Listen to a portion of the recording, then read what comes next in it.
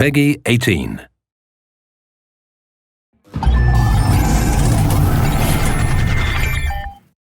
Hello everyone, I'm Colin Graham. I'm the animation director on Watch Dogs, and today I'm excited to present to you a vertical slice of the Watch Dogs free roaming experience. So actually, this is not a mission. Everything we're going to showcase today is completely systemic, and we're free to do as we please. We start off in the wards, the low-income district of our interpretation of Chicago. When creating the world of Watch Dogs, we wanted to stay true to the city and give a unique flavor to each and every neighborhood, not only in terms of the architecture, but also in terms of the people that you'll encounter and what is happening in their day-to-day lives. In the wards, you'll see working-class citizens, rusty cars, gang members, abandoned houses, and low-grade pawn shops. It's really not the kind of place that you're going to want to be alone after dark.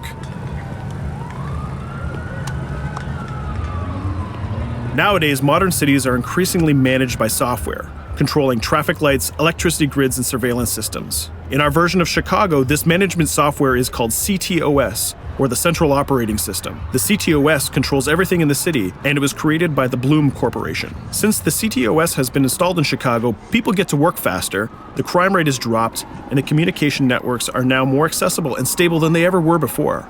It goes without saying that if everything is connected, somebody able to take over the system would be extremely powerful. At this point in the game, we don't have control over this district's CTOS system. The icons that you see over people's head mean that we cannot hack into their mobile devices at the moment. We need to find the CTOS control center, install a backdoor virus into the system to take control over all of the infrastructure in this district. There it is, the CTOS control center.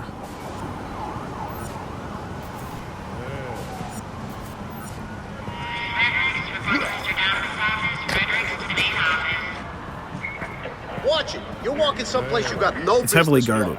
Let's see if we can find the server access codes from a distance. With cameras, we can explore restricted areas without being spotted, tag different guards, and access details on their lives. What the hell is she doing with that weasel motherfucker? It seems that Bloom employees all have a sort of shady past. There it is, the access code to the server room. Unfortunately, we can't access the server via the cameras. We need to sneak inside. One thing that was really important to us when we designed Watch Dogs was to fully support different player styles. Every situation in the game can be tackled the way the player sees fit. In this situation, we can go all out guns blazing, completely stealth without the guards ever seeing us, or we can hack from a distance without ever setting foot inside the restricted area. Let's hack this forklift. Aiden can use the environment to distract and lure guards.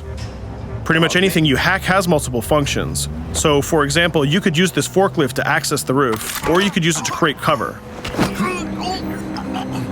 Hacking in Watch Dogs is all about player expression. Let's set an improvised explosive device so we can hack it a little bit later.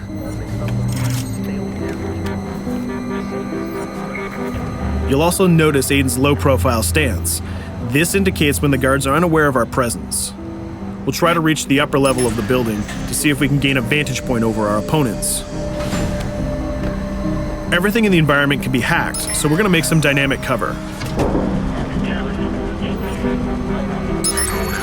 That's how you spend a day off. Some quality meat. We'll use this forklift to lure the guard towards our IED that we set earlier.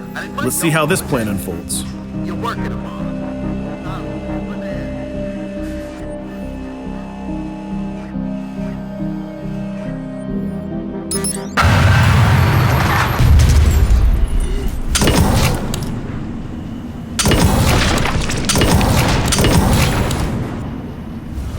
What you just saw is called focus. It represents Aiden's analysis capabilities and his quick reflexes. This gives the player more time to combine core game mechanics together, such as shooting, hacking, and driving, in order to handle more complicated situations.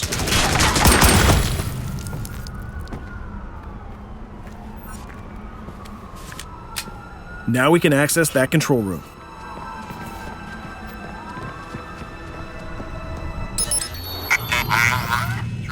Drop 2, 5.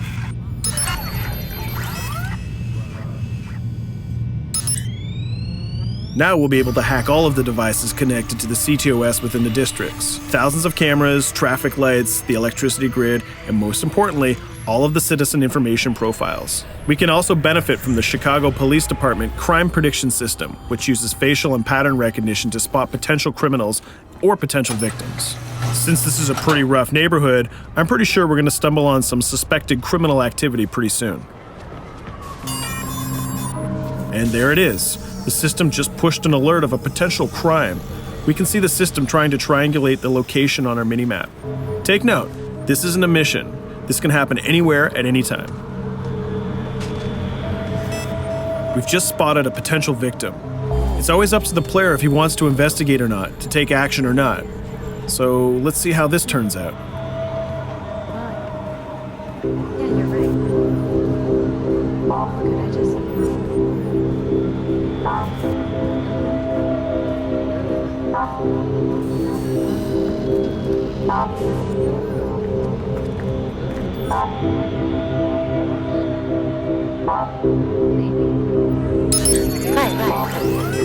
You think you're leaving me? Huh?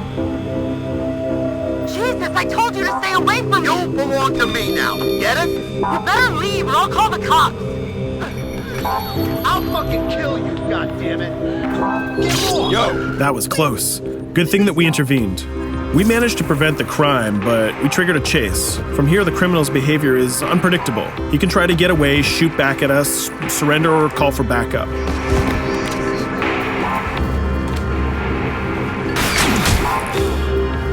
It seems like he decided to get away by car.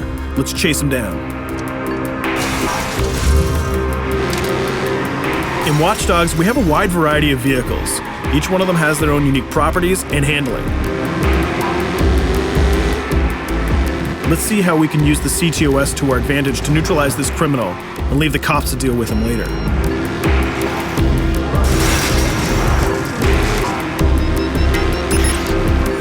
The chase stops right here. Using the blockers usually reserved for the cops during interventions, we managed to stop this criminal without killing him. This gives us a reputation bonus. This system is at the core of the Watch Dogs experience. Depending on how we handle different situations in the game, the media and the citizens will have a different perception of our hero, whether he is a true vigilante or a reckless criminal. This will have repercussions throughout the game. Now, let's head for the Loop, the historical district of Chicago, where you're going to find the most iconic buildings in the city.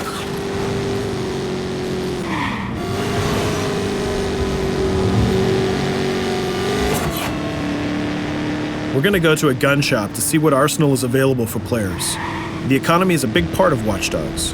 Players will be able to grow their arsenal with weapons and craft their tools in order to increase their power and their hacking abilities.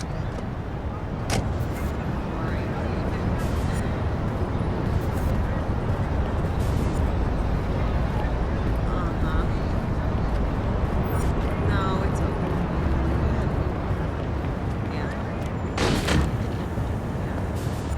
You will find all of the weapons that you would expect in a traditional shooter. Pistols, assault rifles, guns, sniper rifles, and grenade launchers, just to name a few. A lot of bullets were fired in our last encounter with the CTOS guards. Let's stock up on some more ammo. Finding everything.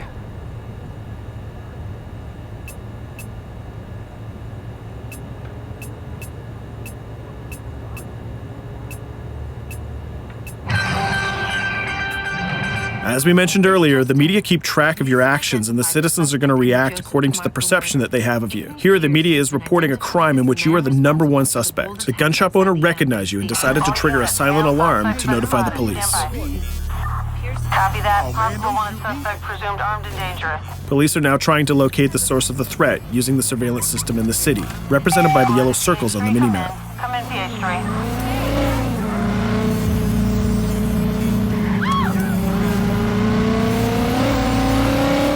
Aiden is able to stall their efforts by hacking into their communication systems while avoiding the scanning areas.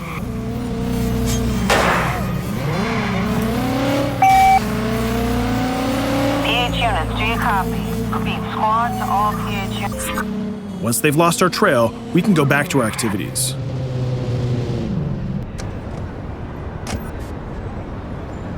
One thing that Bloom did to win over the population of Chicago with the CTOS project was to install free Wi-Fi hotspots throughout the city. Free Wi-Fi is cool, but not very safe with someone like Aiden Pierce around. Hacking into this box is going to give us access to every device that's connected to it. So let's see where that brings us.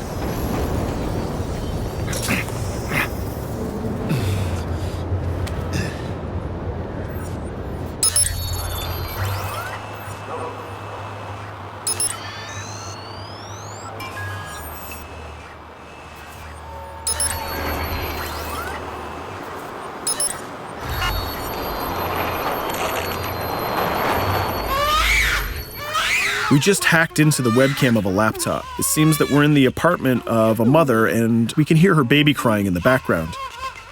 Her bank information is in her mobile phone sitting right there on the table in front of us. It's totally up to the player whether we decide to steal it or not. Of course, this won't affect our reputation because nobody can witness this action. Just like in real life, nothing is totally black or white, but rather many shades of gray. This is exactly the situation where we want the player to question his own morality. Let's go withdraw that money. If you think that you're alone, think again. Aiden is not the only hacker in town. Someone's trying to install a backdoor virus on Aiden's phone in order to steal a portion of the information that he's gathered through the game so far. First, we're gonna have to reach the area where the signal is coming from.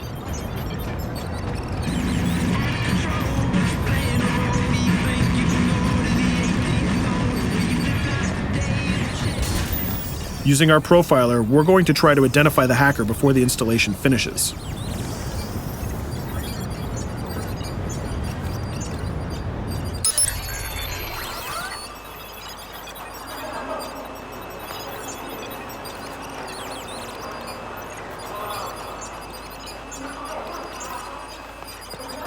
There he is.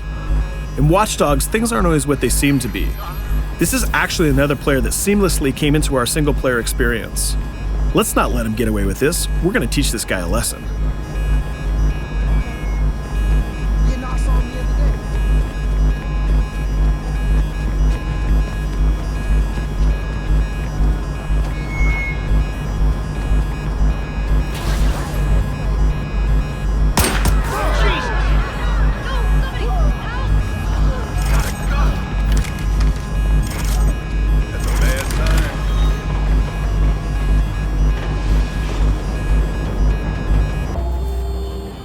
We stopped the hack, but the hacker managed to get away. I don't know about you, but we can't let this pass by. We need to retaliate. Using the grid, let's see if we can find that second player. There he is. Let's enter his game seamlessly.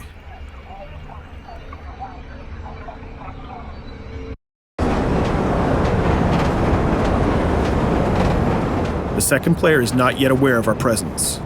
If we act carefully, he might think that we're one of the many NPCs in the city.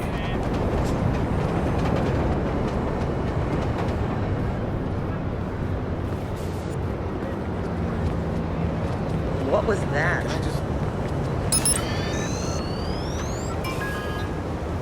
So let's find a place to hide and start hacking.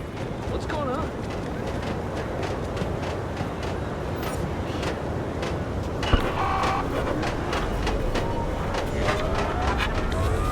The second player has just been alerted that a breach has occurred on his phone. He's trying to find us using his profiler.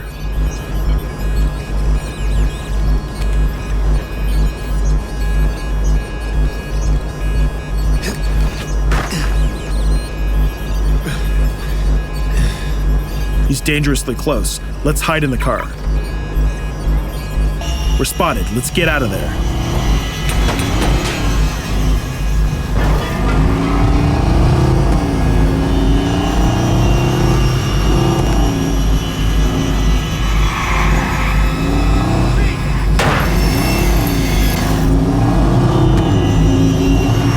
Let's set up an ambush right here. By dragging the other player back here into the alley, we make sure that no civilians get hurt during the firefight. We didn't succeed in hacking the second player, but we did get a little bit of revenge. So that's what we have time for today. We hope you enjoyed our quick gameplay session. Stay tuned for more about Watch Dogs.